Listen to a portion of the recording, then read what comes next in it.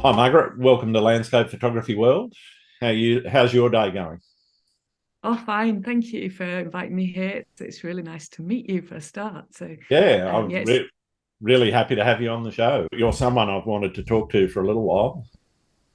And I guess why I want to talk to you is a bit about why you do what you do and some of your experience and share that with some of the listeners. But also, you've made some interesting life choices. And so I'm interested in talking about some of those. We'll come to those a little bit later in the show. But first off, why don't you tell people who you are and why you do what you do? yes, sure. I'm Margaret Soraya. I live now on the Outer Hebrides in Scotland, and I'm a landscape photographer, but I also write. So I also paint. So I'm a little bit of everything now. But I suppose I built my business on my landscape photography.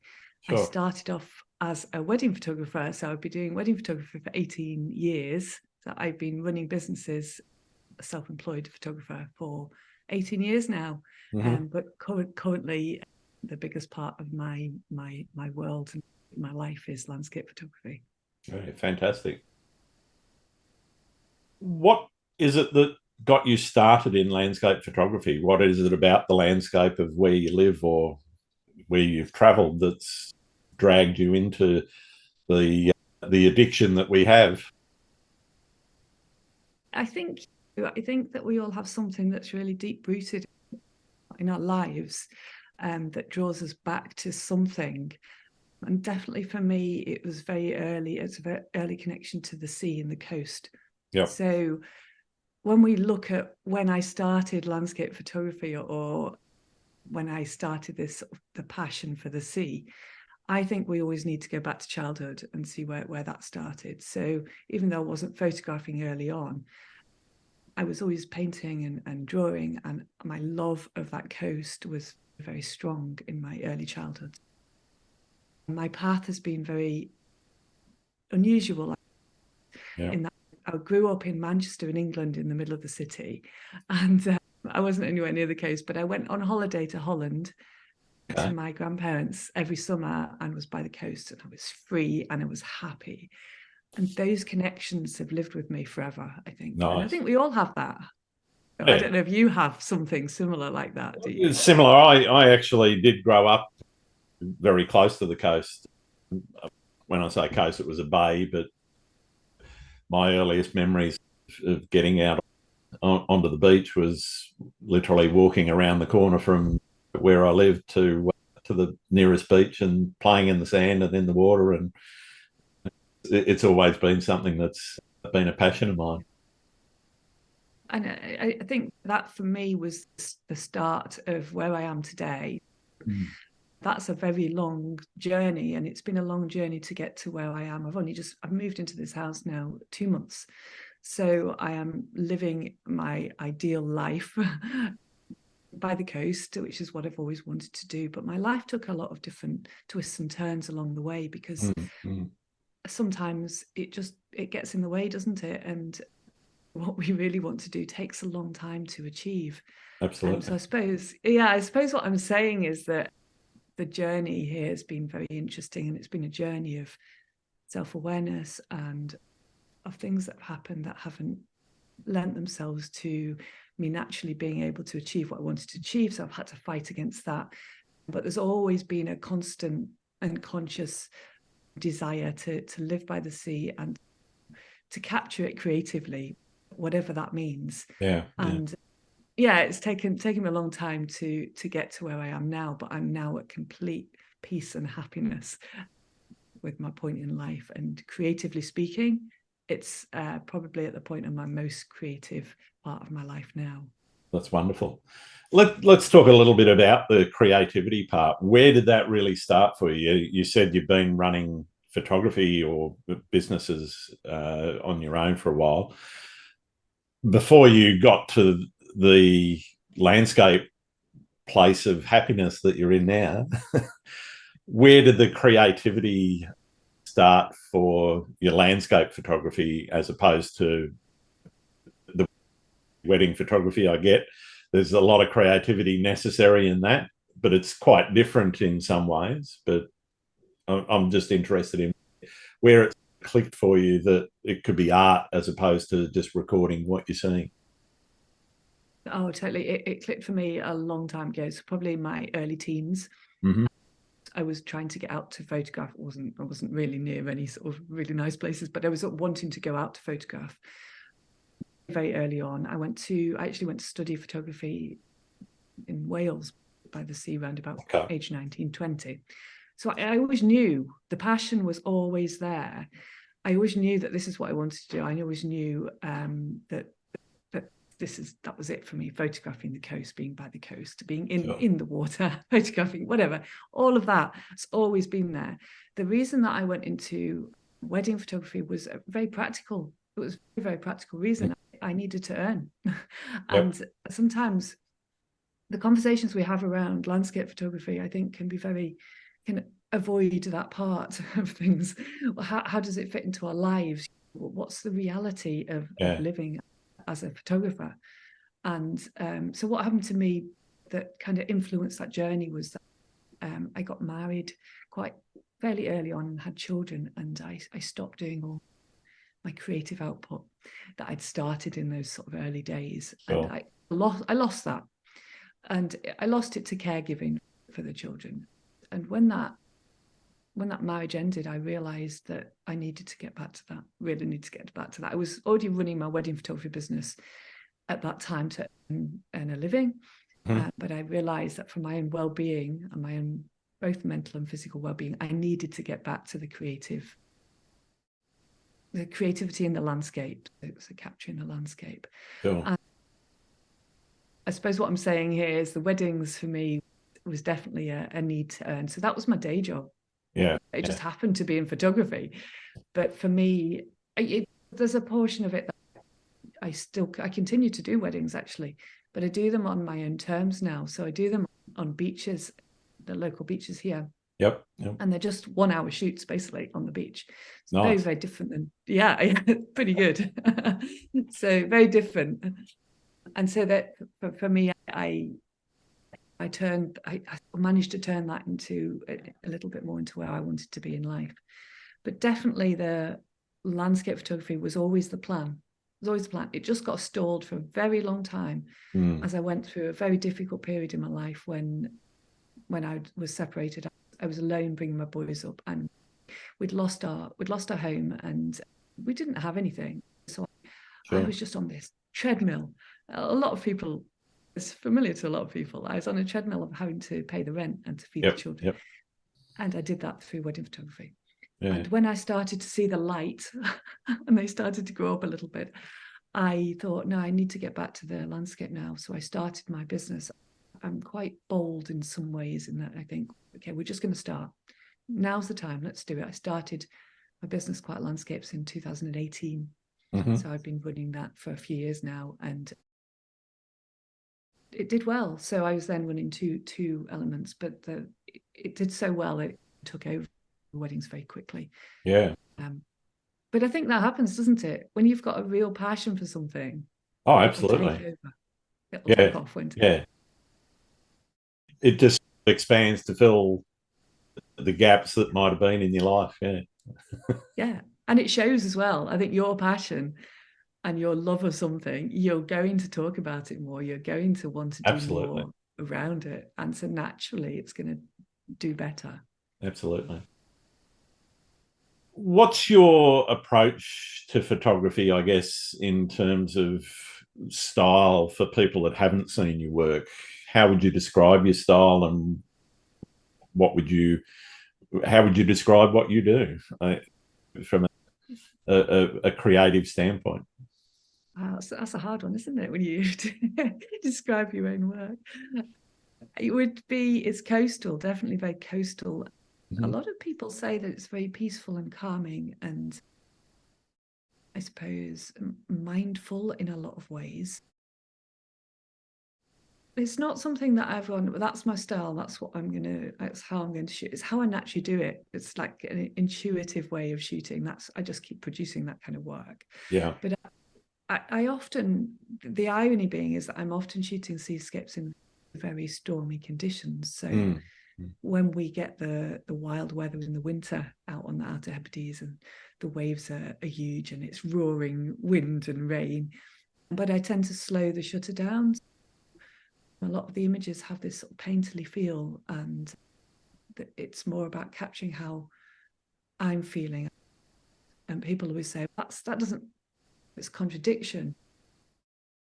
Your image is very calm, but you're shooting these wild, very cold, very rough. But I think it's because I'm trying to capture the state of mind rather than just taking an image of what's happening. It goes a little bit deeper. Does that make sense? Yeah, it definitely makes sense. I think that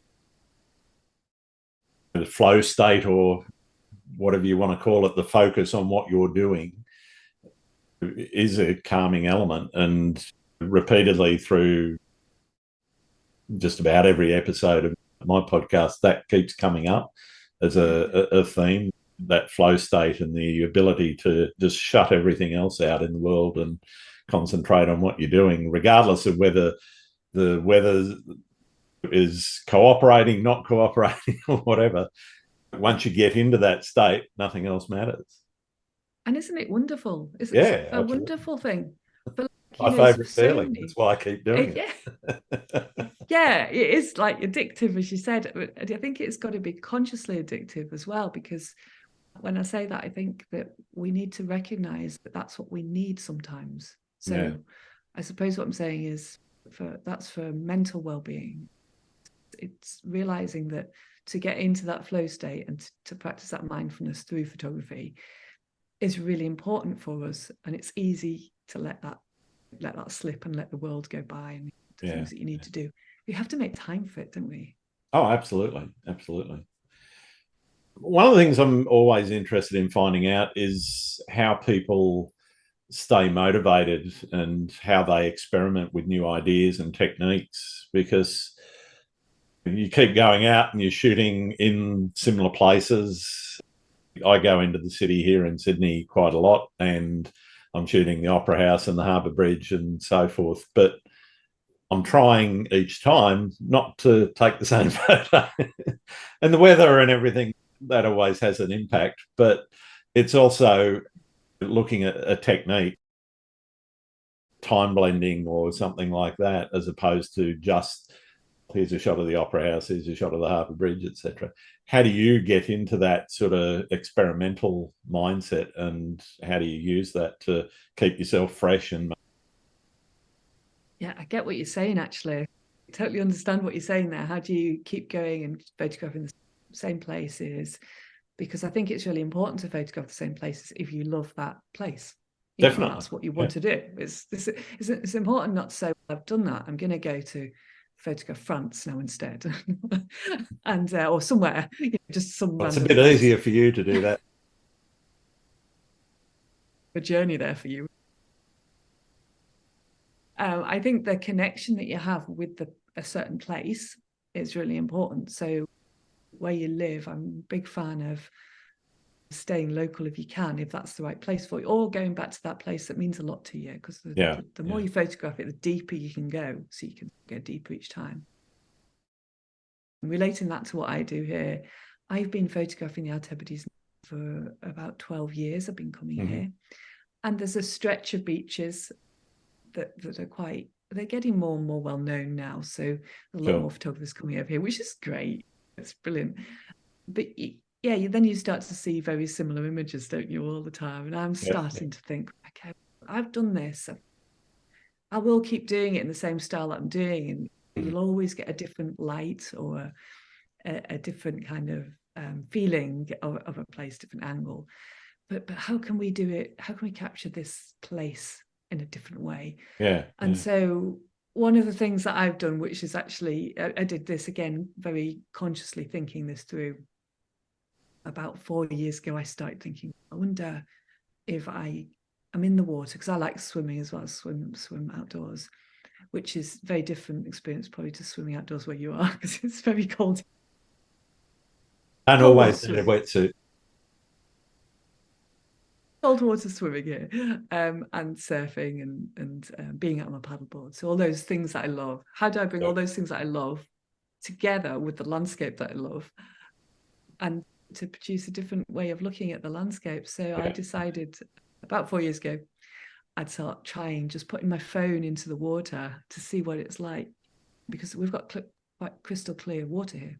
Yeah. And so I was thinking, could we get those kind of half? You probably have quite a lot of those images out with you, don't you, where you see that half? Yeah. It's probably a bit easier with you. I'm not sure. It's quite hard here because of the cold. But I thought, okay, I'm going to start doing that. And then very quickly I moved on to better equipment and started learning, okay, I could move from the phone to housings for the camera and then getting in the water. So basically, my new take on the Hebrides is from the water. So images from the water. Some of it's under the water with the landscape above it, and some of it's just on the surface, very much on the surface, but I'm in the water. So I'm still getting the landscape, same landscape in my other work, but from a very different viewpoint. And I set myself a project a couple of years ago. I set up an exhibition for July 2023, which has come around amazingly fast. But I knew that if I didn't have that exhibition to shoot for, I might not do it. So yeah, I've been doing that, and it's been great. And I'll keep doing that now. So now I'll add that into the portfolio. I'll still do the landscape shots, and then I'll still keep doing the underwater. And then I'm thinking maybe from above. So I've just got a new drone, and I'm thinking maybe I'll do that next. And cool. Also video. I've been doing a lot of video content. So maybe the answer to what you're saying is to start thinking, yeah, okay, how can we do this differently? Is it time lapse? Is it making videos? Is it what's different about this? How can you keep yourself fresh? So I suppose, I don't know, have you found a way to do that yourself? Yes and no. It's funny, like anyone, you do fall into a very similar workflow particularly when you get in that flow state, because you're not really consciously necessarily thinking about what you're doing. Some things automatically in response to the light or in response to waves. But one of the things that I've started doing myself is to start looking, as opposed to, I'm usually a long exposure seascape, find a nice set of rocks and give me some flow over that, and I'm happy as a clam. But I'm now taking a bit of time after sunrise to look at the way the waves are actually breaking, and then break out the long lens, get in close and get those sort of more abstract wave action shots at a much, much faster shutter speed. The other thing I do is also do the opposite, which is get a very wide fast lens and then blow it out to a 7 or 8 minute exposure and just see what comes up. And for me, that's a real piece of experimentation, because you never quite know what you're going to get at the end of that 6 or 7 minutes. You've got a bit of an idea, and the number of times I've gone that 5-10 seconds over and the highlights have just started to blow and those sorts of things, that's where you start to learn, for me anyway, that real very long exposure photography is teaching me a lot about how to actually manage light and manage those exposures in much different ways to what I've normally been doing with around about that quarter-second shutter speed. Yeah. I wonder if it just comes down to the ability to let go and to play a little bit and to go, I'm going to try this. And then if it doesn't work, it doesn't work. Or if I don't like it. No, nobody's going to see the stuff that doesn't work. That's it. True, isn't it? Yeah. That's right.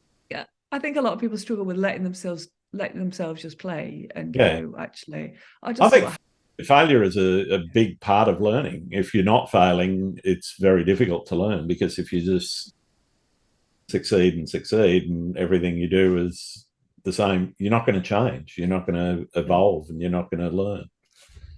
That's right. Yeah. And I think this fear of failure that so many people suffer from is what stops them to being ultimately having that feeling of being able to let go and create, because you are going to fail. I failed a lot of times with my phone in the water. I actually lost a phone in the water. Some hard lessons were going on there. Yeah. But I didn't mind that. I don't mind that. I don't mind it being like, oh, I can't get it. I can't get the exposure right or the focus right. You just have to keep going and learning from that. Yeah. But I do think a lot of people suffer with that kind of the fear of failure or it not being perfect, all these things that stops us being ultimately creative and letting go. And then once you fail, you learn, as you said, and then you're going to get better. But you have to let yourself fail first. So yeah, it's really important. And sometimes even the failures, you can actually get some kind of success out of that, and you look at it and actually go, well, it didn't work out how I expected it, but it actually looks pretty good. So it's true, isn't it? Yeah, absolutely. And even if you don't show anyone else, you can still be quite happy with it. One of the things that expectation setting prior to going out, do you often go into the field with a creative concept in mind, or are you more relaxed and just waiting for the light to happen or waiting for something to happen that you're going to react to when you're out shooting? Or do you, or I know some people that they'll plan everything to the nth degree, and the astrophotographers, like, they have to. They still can't plan for clouds, but you know. Yeah, so I suppose I think that, let me just think about that for a minute. When I go out, just because I feel the need to go and shoot or to go and create, and Sure. I think if you went out with a certain expectation, you destroying that enjoyment. So the one thing that I do is just make sure that when I'm going out, the conditions are favorable. So there's very little point in going out if to shoot waves if there's no waves. So I'll always as well as 2 centimeters, you're not going to get much to look at. It's not going to work, is it? So I get excited when we've got big waves coming in. Sure. So I'll have a look at the forecast. The forecast is great. I'll go out and then I'll see what happens, and I'll probably put myself in the right place at the time, and then just go with the flow a bit. And I think that sort of like being led and just enjoying the time, whether there's images at the end of it or not, is really important for me. Yeah. Sometimes I suppose I'll go out and I'll photograph and then I won't even process them. But I've had a great time, and that's part of the journey for me. I think that's the bit that's important, being out there and getting out there. Massive. I don't put a lot of pressure on myself anymore. Maybe used to, but I feel very peaceful with where I am with my photography. I don't feel like I need to prove to anybody or prove to myself anything, which is great. That's a great place to be, isn't it? Great place to be. Yeah. Yeah. And also, I'm not like selling directly. I don't tend to sell a lot of my own, so that's not where my income comes from. So anything that I do is it's just for me, and there's great freedom in that. There's really great freedom in it. Absolutely. How do you look at yourself in terms of communication? Communication is another theme that keeps coming up from people. How much of your success would you attribute to your ability to communicate well? I just think it's so important. The word success is a funny one, isn't it? Because it doesn't. Well, I'm going to ask you in a minute how you define your success, but that's another question. Oh, that's a good question. I like that one. Okay, so communication thing. I think it's just as important as the actual art or the creation process. I personally feel that being able to write or being able to talk and to talk about, discuss the things behind creativity is as important as the actual art for me. And as important as the photography, whatever the output is. In some ways, it's become more enjoyable than the actual images, which sounds a bit strange, but the conversations we're having today, and being able to talk to others and to inspire others and to share my journey and to help other people has become something that's really joyous to me. And the learning to write and to talk, and I'm saying learning because I didn't always have this ability. So if you'd talked to me 10 years ago, I would have said, oh no, I can't talk and I can't write. I don't talk. I just take photographs and that's it. They stand alone. You hear that a lot, actually. But it's just, that was just coming from a place of feeling like I couldn't do that. And it was very important to me to learn to write and to learn to talk and to learn to speak. And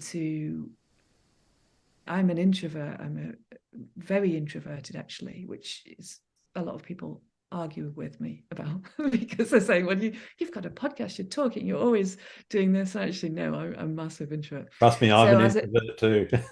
Great. And do you know what? So many landscape photographers are, actually. Yeah, absolutely. There's a correlation between introverts and creativity. So there are facts behind that. But as an introvert, so you'll know this. I don't know if you ever had this kind of journey, but I was very quiet as a child, very much poked at. When I say poked at, always like, you should join in more, you should talk more, you should do this, you should do that. Yep. And then it makes you start to feel like there's something wrong with you, and everyone else is better than you because they can talk and they want to go to the parties and stuff like that, and you're wrong. And so I was very quiet and I never spoke up. And it was probably a good few years ago, once I was starting this self journey, I realized I needed to learn to speak because I've got something to say, I've got something to share. And even if that just inspires another introvert out there, that actually they're fine as you are. If you want to live like I'm living, very remotely on an island in the middle of nowhere, and just create art quietly and unobtrusively, that's really valid, and we need more people like that. Absolutely.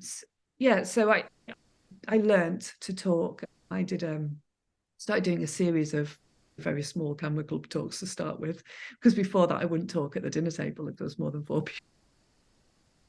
And through doing that, I got more confidence, and it took years and years. And now, then I started my podcast a couple of years. I love speaking now. I love sharing what I've got to say around the why behind photography, the well-being behind photography, and helping other people make time and space for that, because I'm very passionate about it. So communication is everything. That's the answer. Now comes the question about, how do you define success? Oh, that's a really good question, because I was just thinking about that the other day, and I think that I personally feel extremely successful in life at this point in time where I am now.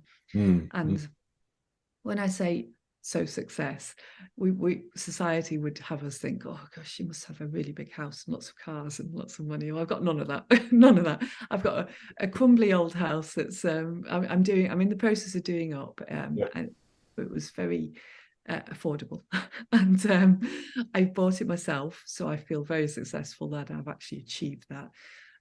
I feel like I'm living, this is my definition of success, living in line with my values and what I love in life. So that's wonderful.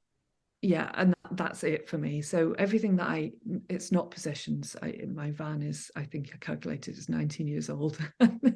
And I don't really want anything different. I probably could go and buy something and get loads of finance and have lots of debt and appear to others to be a bit more successful than I do with my driving around my old van. But I don't want to, because it does. I don't put any value on that, or anything that I could buy. I don't put any value of success on that. But I do believe I'm living a life that we all have things that we value in life, and the things that I value in life are being outdoors, being inspirational to other people and helping other people, so being kind and living this creative life, which is just, it's everything that I'm about now. I've managed to make space for creativity, and that's it for me. Yeah, that's my answer for success, and I think it's important that we all think about that a little bit. Yeah, I totally agree, and it's absolutely wonderful to focus, I think, on the things that you yourself value as opposed to what society. One of the things I like to find out is how you balance the desire to create something that's original and unique with the need to stay true to the natural environment. Your work certainly shows that ability to stay quite true to the natural environment. There's a definite sense of place and a definite sense of the time and the moment that really comes through in your work. I'm just interested in how you work that around the originality and the uniqueness of what you're doing as opposed to what everyone else might be doing. It goes back a little bit to what we were talking about. How do you do something new? This is a little bit more about how you balance that. When you say like stay true to the natural environment, what do you mean by that? Do you mean? I guess you see quite a lot of photography which I won't say, and I'm not talking about composites, I'm not talking about oversaturation or anything like that, but I'm talking about, okay, you definitely can identify this as a place in time as opposed to something which might look a little bit less, not necessarily realistic, but less natural. And whether it's the way that it's been edited or the way that it's been shot, I'm just interested in how you do what you do, which is keep it looking. If you went and stood on that beach, I'm pretty sure I could see those colours, those skies, if I was there at the same time. Got it. Yeah. I think it's so far out of the realms of my things that I think about that I do understand that there are a lot of people in. I don't look at that much photography, to be honest with you, but I do know that out there there's a lot of oversaturated, or you're overcompensating because you want to make looking for the drama as opposed to what you've actually seen. Yeah, the answer is wait for the drama. Don't try and make it. I think a lot of people are trying to make something of something that isn't there. So I'll often just be waiting, and if it doesn't happen, it doesn't happen. I'll go home. But one of the things that I do, and when you're talking about being very natural, is that I don't ever do anything that's like HDR or anything that's fancy. It's just an image. I'm not going to spend hours doing something, putting skies in or anything like that. So it's always going to be there in front of me. I'm always going to wait for it to happen, so it's natural. And then when I go home, I don't edit very much because I don't like sitting at the computer, because I like being out in the landscape. So everything that I edit is very, very fast. So my edits are maybe a minute on an image. That's a landscape image. Yeah, that's quite a long time actually. So it'll always be created in camera naturally without anything, and the edits will be very natural. And all I do with the edits are I'll often desaturate a little bit just to give that sort of calming effect. So rather than saturate, I'll desaturate, and it just that kind of works with my kind of my coloring, my style, everything's sort of muted turquoises, and it's not shouty, it's not standouty. I'm not wanting to try and force it to stand out. It stands out because it's not standing out, if that makes sense. There's a lot of dramatic images out there that are all shouting for your attention, and when you do come across something like that, it is, for me, certainly refreshing, because you get, I guess you get fatigued by the amount that one of the things that I do is I look at a lot of photography because I'm looking for people to get on the podcast and talk to. But I'm also interested in what's actually going on in terms of styles and trends and so forth. Not that I necessarily want to jump on the bandwagon. Yeah. I'm just interested in seeing what other people are doing and finding out a bit more about. Do you think, just as you were talking there, I was thinking about, you know, that thing about standing out. And there are a lot of photographers and videographers who do stand out because they are shouting more. Yeah. Whether the images are shouty or not, they tend to sort of correlate though. So they're talking a lot, but they're going back to that extrovert thing. So they're maybe extroverts. So they're on social media a lot more. They're able to output more, and they're able to just produce more and talk more and big themselves up. Yeah, possibly. Yeah. So they do get attention. And I think that sometimes people who are a little bit more subdued, it takes a lot longer. The traction, it takes a lot longer. You have to keep going with that message quietly and gently. Definitely. And I do think you're at a little bit of a disadvantage. No, you are as an introvert in terms of getting recognition. What do you think to that?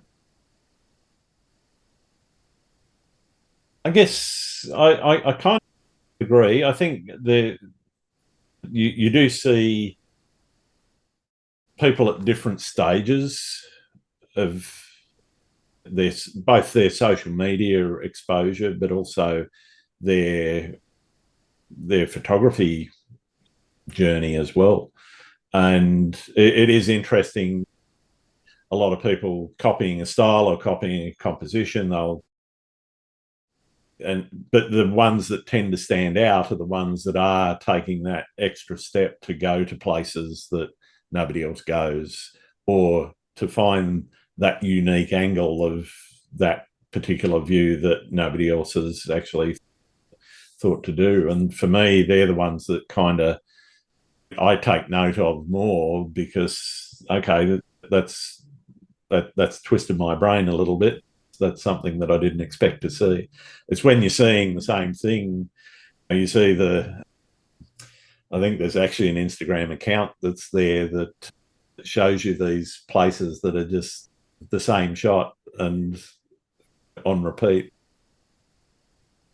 And yeah, and it is funny in some ways, but I guess I understand it, because there are places which are very photogenic, very much honeypot places that everybody wants to go and shoot. And in certain cases, there's only certain places where you can actually stand.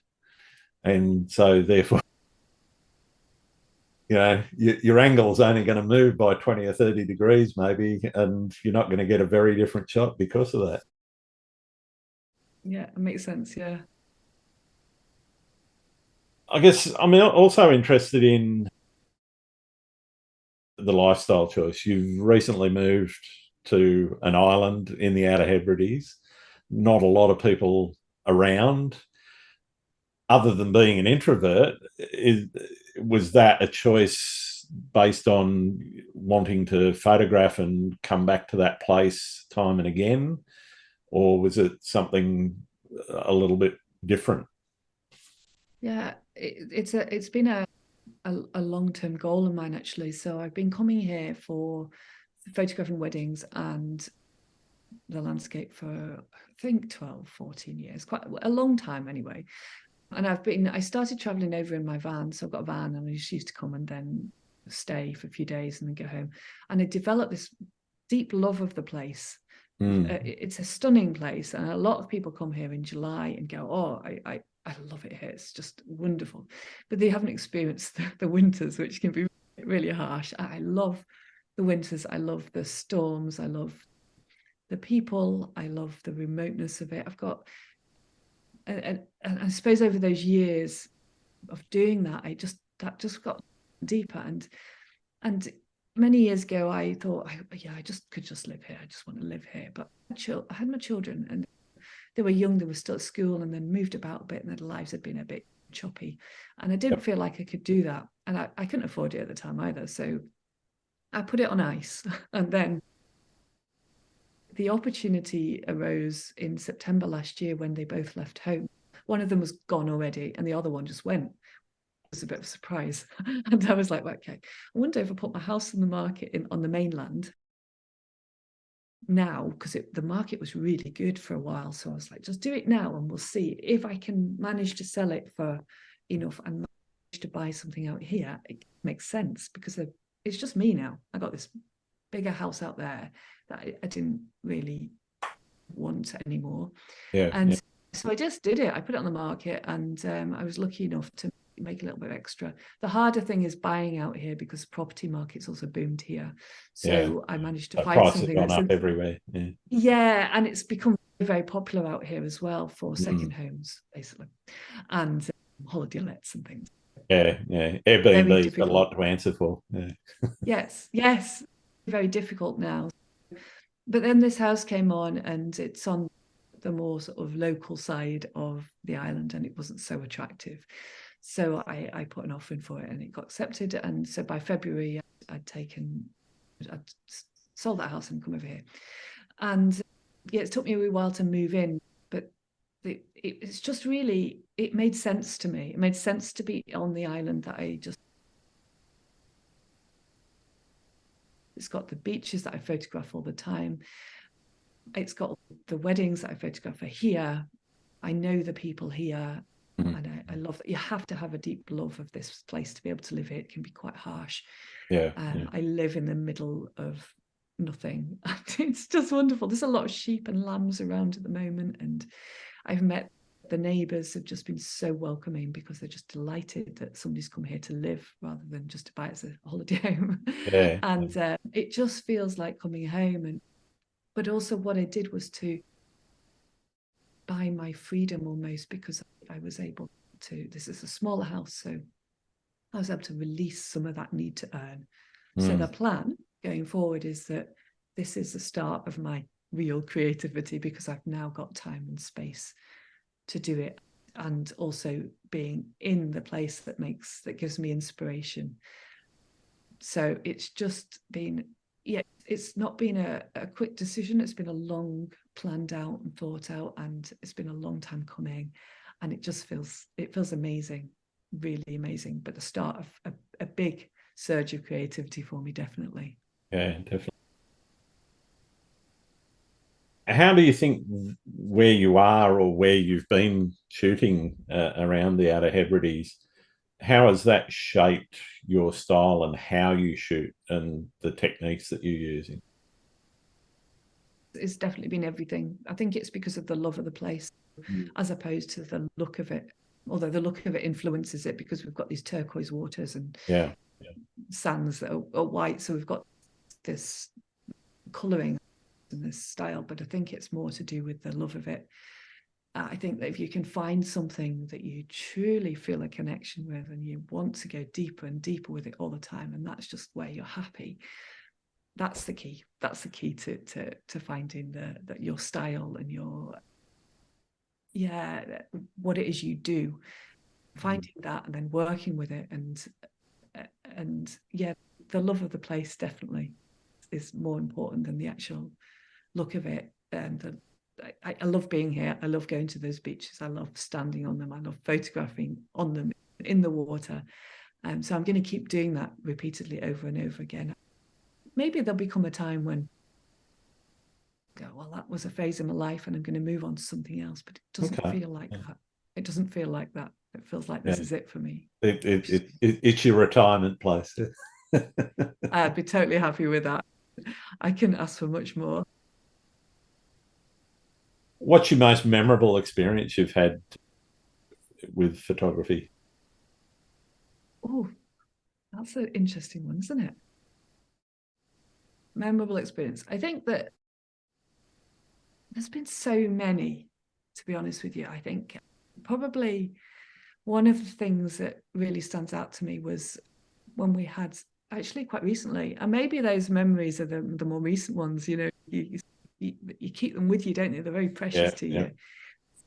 When I was in the water recently on the Luskentyre beach, and we'd had a snowfall, and we don't often get snow on the island, but there was snow on the beach. There was snow, and it was early morning, and it was sunrise, so we had all these beautiful colors. The water was still, and we had the snow. It was freezing. I remember my feet. I couldn't feel my feet. I was walking along going, I don't know if I've got feet anymore. But being in the water there photographing was just outstanding. So I think that experience was incredible, and also different, I suppose, as well. But there's so many, and they're so beautiful. The memories of photographing and being creative are just beautiful, aren't they? Absolutely. They really uplift you, don't they? Definitely.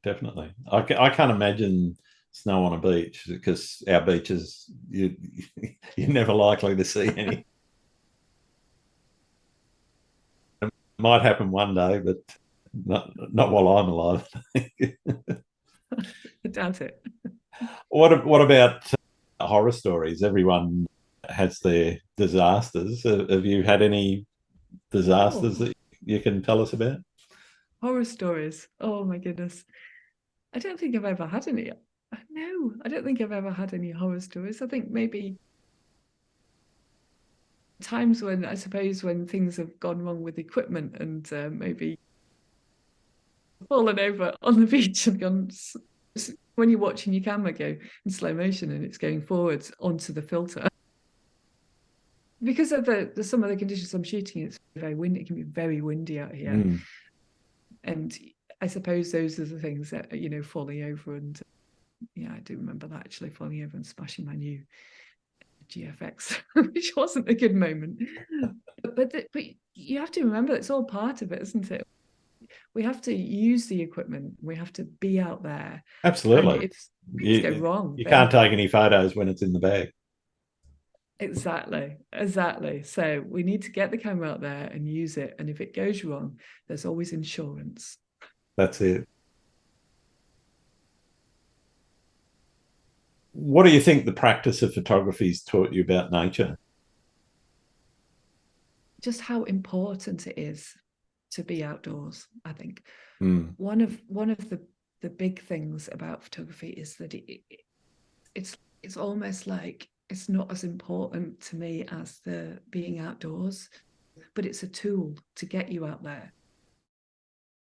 I certainly know from a health, I keep going back to that well-being and that health standpoint, I think being outdoors is crucial. It's so important to us. Absolutely. It's one of the things that we're losing a little bit in the world of technology and children that are attached to iPads, things like that. And we are losing that, it's a generational thing, which is probably going to become more of a problem. But being outdoors is one of those fundamental things for mental well-being that is crucial. So if we can encourage people to be outdoors through photography, and whether that's with the phone, doesn't matter what it is, what tool you've got. Yeah, the tool doesn't matter. Yeah. Exactly. It doesn't matter. But it is a tool. Photography is a reason to get yourself out there and to be mindful and to feel better and to be part of a community as well. We're talking, I'm talking about being an introvert, but it doesn't mean that I love conversations with fellow people who understand. I think that's really important as well. It can give you that sort of landscape community as well. Yeah. So I suppose that's the big thing from thinking about being out in nature, is that it's important to be outdoors, and it's maybe a little bit easier where you are, where it's a bit warmer. I don't know. Yeah, sometimes when it's too hot, you really don't want to go outside in the middle of the day. I've been out shooting at sunrise and it's almost 28 degrees, and it's going to be a real hot one from there, because it's going to get into the high 30s at a minimum and into the 40s maybe. if you're unlucky. And yeah, so I'll finish a shoot, go for a swim, then go home and stay in the air conditioning all day. That's a different, it's an opposite, isn't it? Whereas here it can, like today it's raining, it's going to rain all day and it's really cold. I've got the fire on. We get those days too. We get them a lot. So actually sometimes it's, oh, I'm not sure that I want to go out. But then you've got the camera and the waves are good, or you're just thinking, well, I'm just going to go out with the camera. It doesn't matter. We'll just put 10 layers on. It'll be fine. And then you come back feeling so much better. And it doesn't really matter whether you've taken any images or not. You've been outdoors. Absolutely. You touched on that sort of collaborative. You touched on that collaboration and community building. How do you see that helping in fostering creativity for landscape photographers?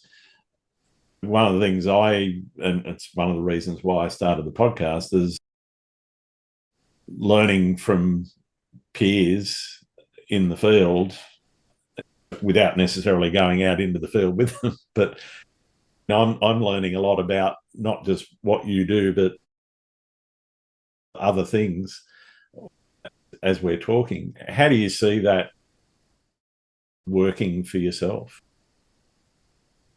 I think it's really important to be talking to like-minded people and to be sharing the things that we're sharing that are maybe going a little bit deeper than just tech and kit and whatever. I think that's important in this world. So if we can be connecting like this and having these conversations and putting them out into the world, that's got to be a real positive thing, hasn't it? And I hope so. Yeah. And for us as well, it keeps us going as well. It inspires you, doesn't it? Totally. And, connection's great. I started a couple of years ago, I had this idea of starting a festival in Scotland. So I ran one last year and I'm running it again this year. It was very successful.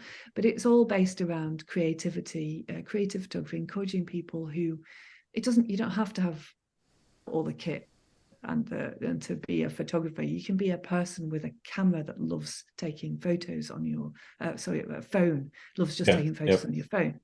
So encouraging well-being and creativity. But after COVID, I thought, okay, we've got a lot of online stuff, but what about if we did it in person and we took people into these places and did little workshops with them and different speakers, and we all got together in this kind of beautiful little community put together actually in real life. And it worked really well last year. And it was so important to a lot of people that actually attended. And they came to me afterwards and said, that was just, important to me in my life. And it's made me feel better about so many different things and encouraged me to go out and be creative and to be outdoors.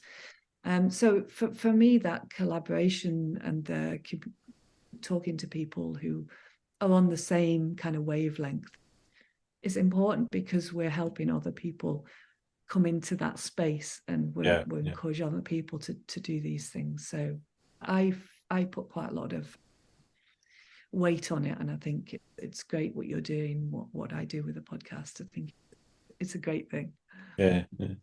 Talk to me a little bit about the podcast. Might as well give it a plug while we're here. So during the lockdowns, I did a little online course, and one of the that we were taught was like, you've got to start a podcast. It's the right time to be starting a podcast. So when I started this one. Did you? Same time. July 2021. I went straight in there. I think it was November 2020. I think I went and it was like when I first started, I was like, well, what do I do with all this tech? I don't know how this works. But you learn, don't you? It's one of those things. Just start it, and you learn and you improve as you go. Then you start to understand, oh, well, I can record this way and whatnot. So I started it originally just as a generic kind of photography podcast. And I was like, who can I interview? And then as it's evolved, it's become more and more enjoyable, and I'm having more conversations with people around topics like self-compassion and well-being. Cool. In fact, I'm recording on Sunday with somebody we're going to talk about self-love, and we're talking about that through the creative space. So it's not like it's not photography. It's about how you can be more compassionate to yourself, and that opens up the doors to creativity. So it's all within that sort of realm. But yeah, I'm really enjoying it, and I'm finding myself more confident the more that I talk. So I used to think, I didn't think people listened for a long time. I don't know what was going on. Do you get that? You ever get like somebody emailing and say, I love that episode? I was like, oh, somebody's actually listened to it. Yeah, wow. I've got a listener. And there are people listening, and it's picking up traction. And I think you've got to really be dedicated to it to keep going, because it's not necessarily a direct income earner as such. So the time and energy you put into it's quite a lot, actually. But I think that, again, if we're bringing something to enjoyment to people who are listening, or something of value, then it's got to be a great thing, hasn't it? That's it. Yeah, I knew I'd made it when I first saw my first listener from Zambia.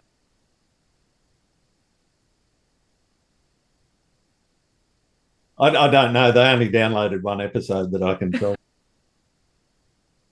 It was probably my intro when they said, no, I'm not listening. That's brilliant. So what do you get from the podcast? Do you enjoy it for yourself? I do enjoy it for myself. The conversations that I'm having, the people that I'm able to meet, the generosity that I get from everyone that I speak to. And I've had, for me, it's really, as I said before we started recording, it's about that focus on why people do this and what their journey to get to that point where, this is an art form and this is how I'm actually going to move it forward, is totally fascinating to me. I've learned a hell of a lot around the business of photography as well, because I've spoken to people that have been in the photography game for some years. But I'm also trying to spread that out to people that might have a very small social media following, but they're really good photographers. Yeah. And sometimes their work needs to be seen more. And so part of it I see is giving back to the community and saying, hey, here's somebody that's really worthwhile looking at, but also talking to and listening to how they've come about making what they make. And yeah, I get a hell of a lot out of it personally, just from the conversations that I'm having. It's also opened up other business opportunities as well. I'm not going to lie, because aside from pumping my own stuff, in talking to some of the photographers, I've been able to start looking at doing shared workshops and doing other things in collaboration with other people that normally I probably wouldn't. If I was trying to do it just through social media DMs, it's a really tough ask to try and get something like that happening, because I know when I get approached by somebody saying, hey, I'd like to collaborate, it's usually a jewelry or a t-shirt manufacturer that, I look at and go, yeah, you're probably not a real business. It's true. And you're absolutely right, because a lot of the people who've been on my podcast, like people that are now speaking at my festival, and I've made friends with them, and I love making new friends. And I think that photography, we should just make as many, we're all in it together. Absolutely. Yeah. Eating. So the more friends that we can make, the better, because we've got the shared interest, haven't we? Yeah. But I absolutely loved what you said about shining the light on people with smaller followings or that need to be seen. I totally agree with that. Their work is so good that and you've gone on mute. Sorry, I waved my hands around and I flicked the key that put me on mute. Getting excited. No, it's true. It's very important. Yeah, but I think it's important. Their work's so good that you've got to get them, get that light shone on them, as you said. Brilliant. I love it. That uplifting other people, it's so good. The more that you help other people, it's not going to bring you down. It doesn't. There's a Oh, lot of people, absolutely not. if you share somebody else's work. I loved what you did the other week about saying, I'll share. It was in your stories, you said, I'll share your accounts. Love it. I think that's great. Yeah, I've done that for years, actually. Not that specific mechanic, but I do what's called a feature Friday. Every Friday, I post a story of the stuff that I've seen that I go, wow, that's someone's got to see this. And I don't care whose it is, whether it's somebody that's got 1 million followers or somebody that's got 10 followers. If the work is good, I'll highlight it simply because I like it and I like to share what I like. If other people don't like it, I don't care. That's brilliant. I do that occasionally. I'm not as disciplined as you. I think I just haven't had the headspace or the it does take a bit of discipline, but funnily enough, the podcast and the metronomic process of, okay, I've got to do this, I've committed to somebody else to do this by this date, and those sorts of things, and I'm making commitments to myself, that it works for me, and I just get into that rhythm. And whether it's to do with, and I probably sometimes do it to the detriment of promoting some of my own stuff as well, but I don't really care about that. I care, but I don't care. If I cared more, I'd do it more, you know. Yeah, I find self-promotion just I'm terrible. Some people don't even know about half the stuff that I do. So, oh, I didn't know you ran a yearly online community. You've got all of these things going on, because I never talk about them. So I'm trying to do that a little bit more. But yeah, I don't know. It just doesn't. I think it's well, for introverts, and certainly for me, the culture that I was brought up in is don't blow your own trumpet. Pump up other people and help them. It's not about me. It's actually about the people that I'm talking to, or whose work I'm showing on a feature Friday. And to me, it's something I wouldn't do it if I didn't enjoy it. If I didn't get something out of it personally, and it's not monetary gain, certainly isn't that, and it's not fame or fortune or anything. It's just satisfaction that I've actually maybe helped somebody get seen. Yeah, love it. That's great.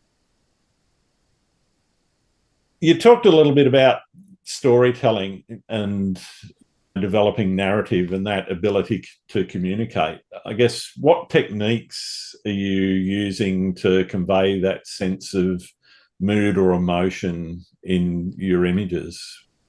What's the special sauce, without giving away the technical secrets necessarily? Mind you, there can't be too many if you're only taking a minute to to edit.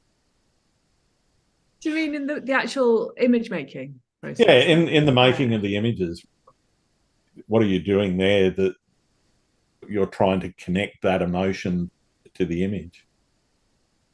I think I'm just always trying to capture it's always waves. So I'm always trying to capture the waves.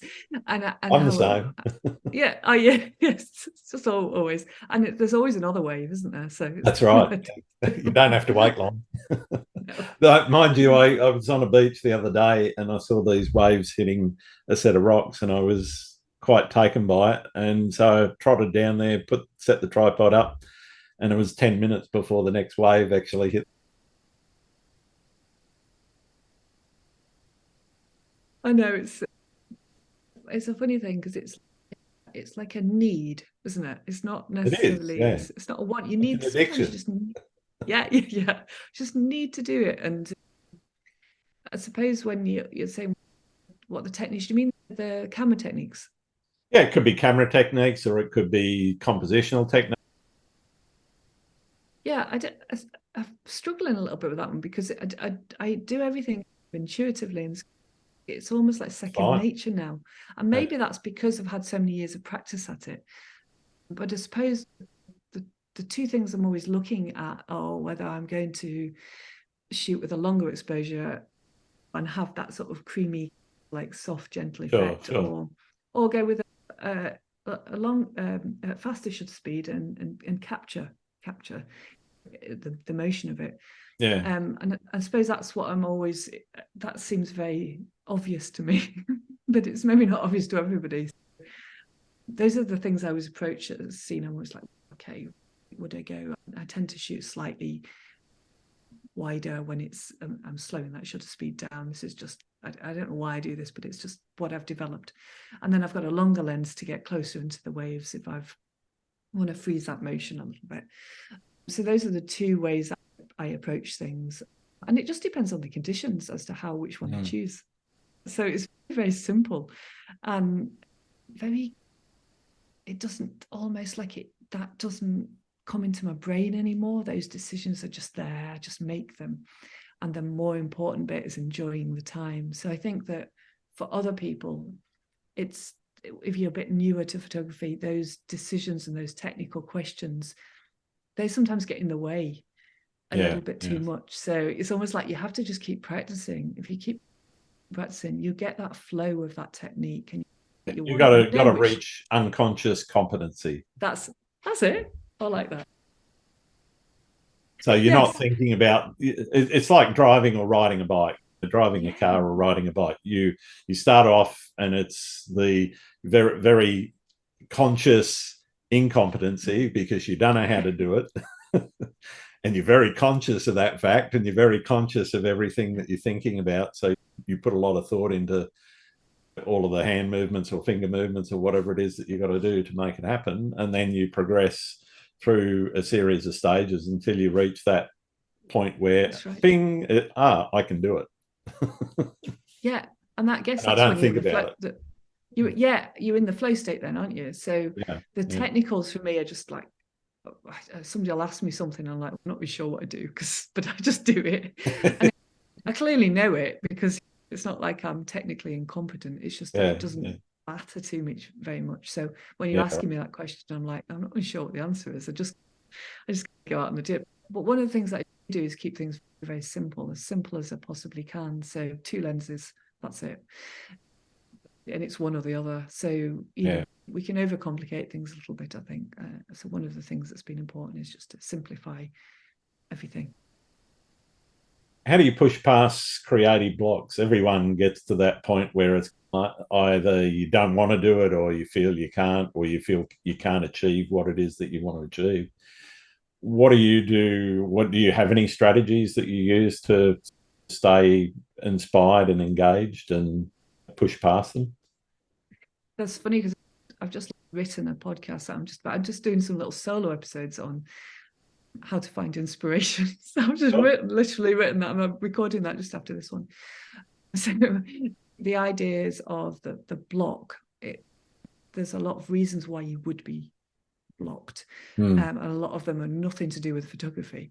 So some of the things going back to that sort of real kind of conceptual, if you read like The Artist's Way, and she talks about how to open up these blocks, and it's dealing with it's very complex stuff, but we all need to do it first. So that dealing with that fear of failure, perfectionism, inner critic, all of those things, start working on those, start reading about those, and that's step 1. And then step 2 is, I suppose, the actual kind of things that you can do to feel inspired again. And they're really important to do this sometimes, to think, what is it that inspires me? So what state, what set of circumstances makes me feel like excited about creating and free and happy to create? What are those things? And we all have them. There are all moments in our lives, like maybe when the listeners are listening to us and they're going, oh, I feel like I want to go out and shoot now. So I feel kind of I hope so. motivated. So that could be one. And if you recognize that, then just do that. Go, oh, if I listen to a podcast today with Grant, then I'll feel inspired. But it doesn't just happen. The point is, inspiration just doesn't come. We have to work on it. And that those two things don't sound initially like they sit together quite well. Inspiration should just happen. We should just sit there and go, oh, I feel really inspired and free. That doesn't happen. We need to work on that. So definitely. So just to finish that off just quickly, yeah, the things that make me feel inspired are podcasts, definitely. If I listen to podcasts, I feel great. Books, reading books, and going for a walk, maybe without the camera. Yep. Going for a walk and having time alone, that's the biggie for me. Going for a walk by myself with a podcast, even better. Yeah. And then I'll come out the other end going, oh, I've had this space, you've created this space in your head, and the creative inspiration will come. Yeah. Fantastic. Does that help? Yeah, certainly helped me. I feel inspired.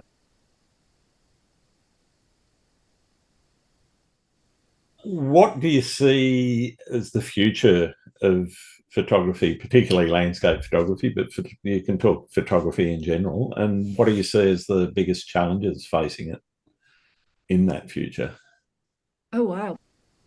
That's a big one, isn't it? Yeah. I like to ask the hard ones. You know? That's really difficult. I think the future is whatever you should make it yourself. Sometimes it's very easy to get bogged down with the things, the challenges that we're facing, and the technological advances that are going to bring more challenges, and say, actually, yeah, okay, it's all going to be dead easy, and the camera's going to do it all for you, and the computer's going to do it all for you, and to look at it like from that point of view and where we're going. But I think if you just put your head down and do what you do, yeah, and just keep working in the way that you think is genuine and authentic, then that's it. That's good enough, isn't it? Yeah. I don't know that I answered that. I was maybe avoiding that question a little bit because I don't know the answer.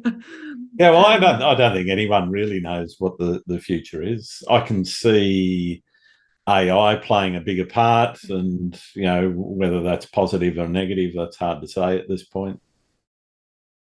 A lot of people see it as a negative. I think the ethical considerations about people trying to pass off AI as photography,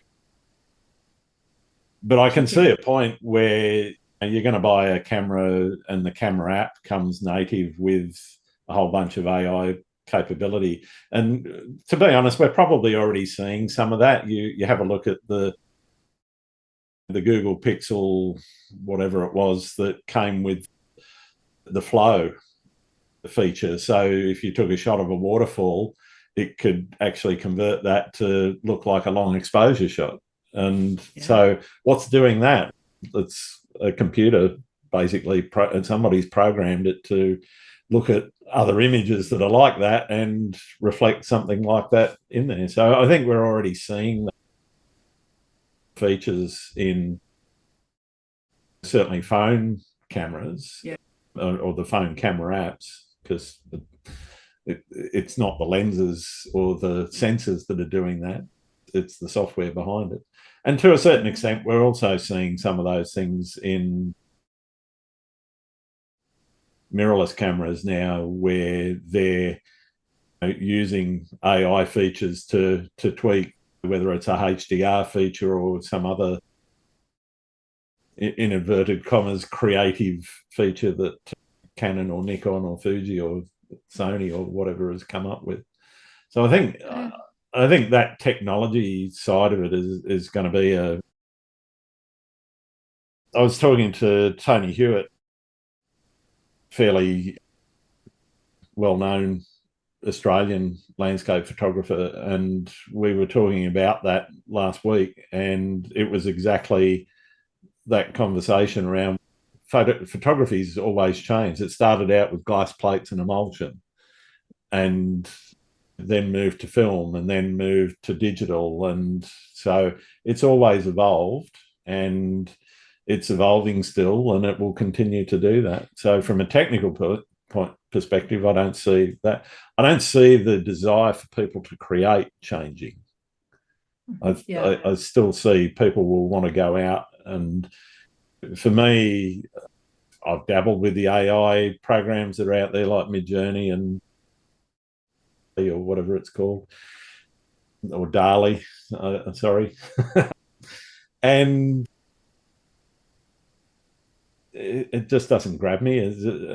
I find it a bit boring, to be honest, because I'm typing some words in and it's spitting some images at me. Yeah, and I go, so what? Yes, I would feel a lot more ownership if I was actually doing more, and I would feel a lot more ownership if I was maybe taking those images and messing with them in Photoshop or turning them into some other digital art form. But yeah, I don't feel a lot of ownership for them. It's the programmer or the program itself that's actually doing the work, not me. So maybe the answer is just stay true to yourself and I think so, you want to create. But do you remember when digital came in? I remember it very clearly, and it was like, oh, this is awful. This is going to ruin photography. Well, it was the death of photography. Yeah, I know it was a terrible thing.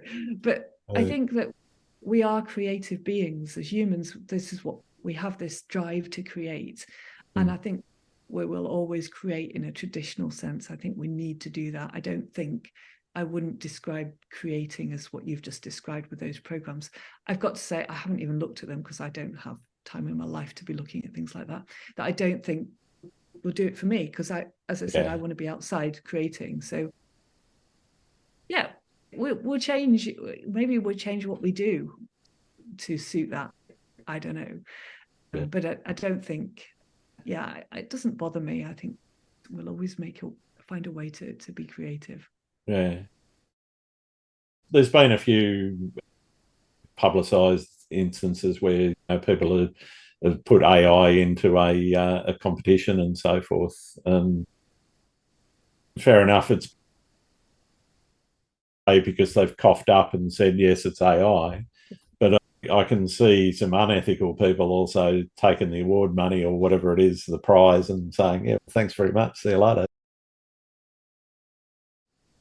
And so I can see maybe there'll be, for photographic competitions anyway, there's probably going to be a bit more emphasis on, okay, show me your raw files, show me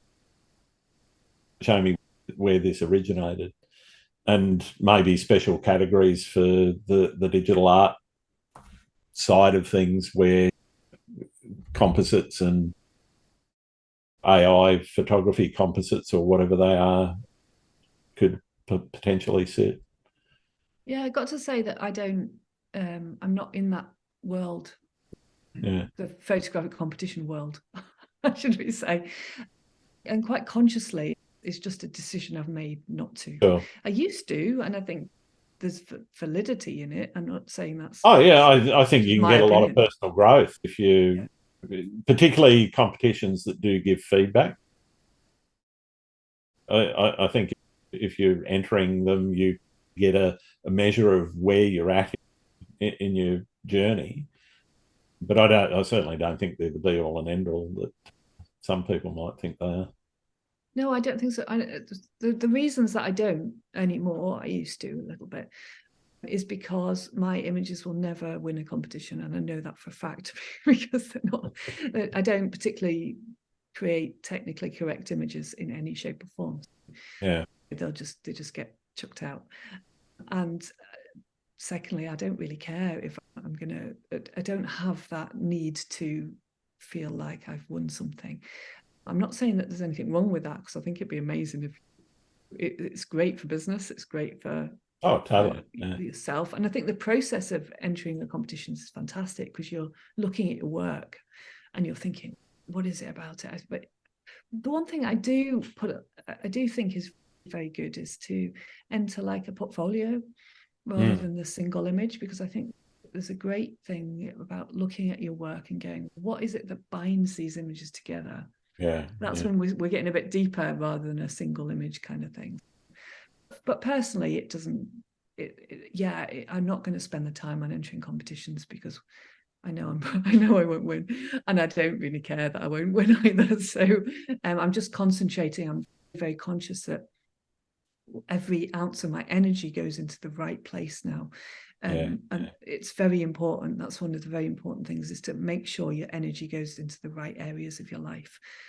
And I don't want to be distracted by competitions. Fair enough.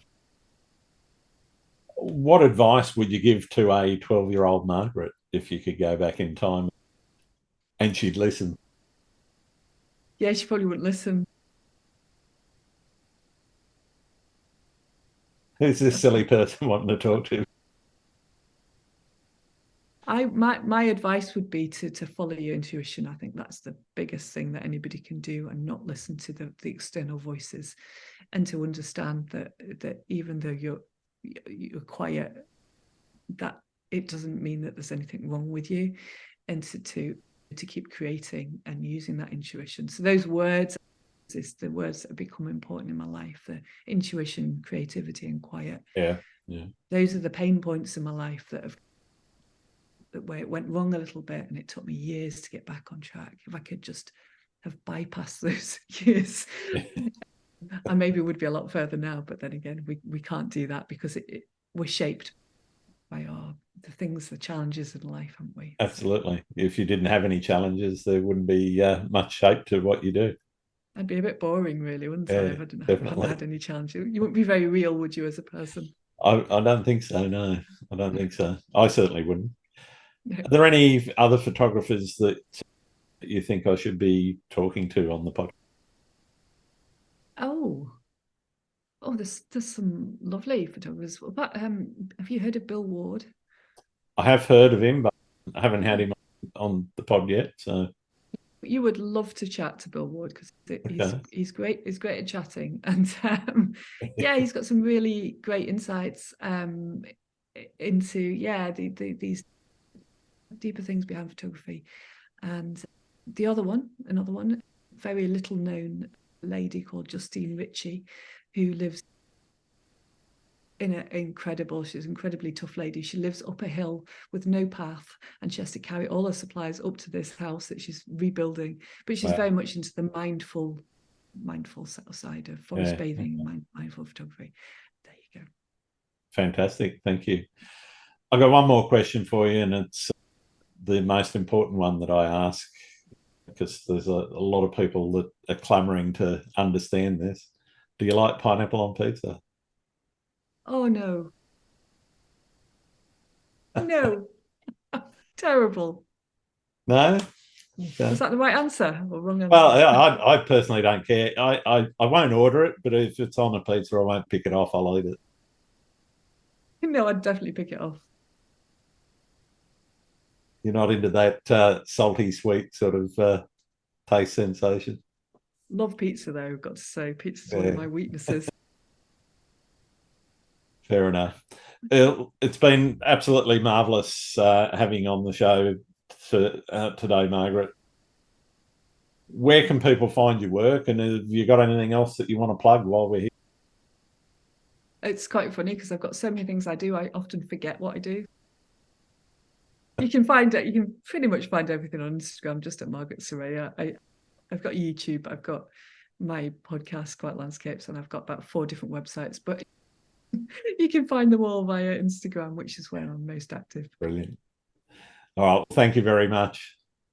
Thank you. Thanks. Nice chatting to you. Thank you. Thanks again for listening to Landscape Photography World. I hope you enjoyed the show, and keep listening, because I'll be joined by some great guests in upcoming episodes. You can find my work in this podcast at grantswinburnphotography.com. I'm also on Vero, Twitter, YouTube, Instagram, and Facebook. If you're interested in buying prints or photography gear, or doing a photo workshop with me, these are now on sale on my website. I'm Grant Swinburne. Hope to see you out shooting soon.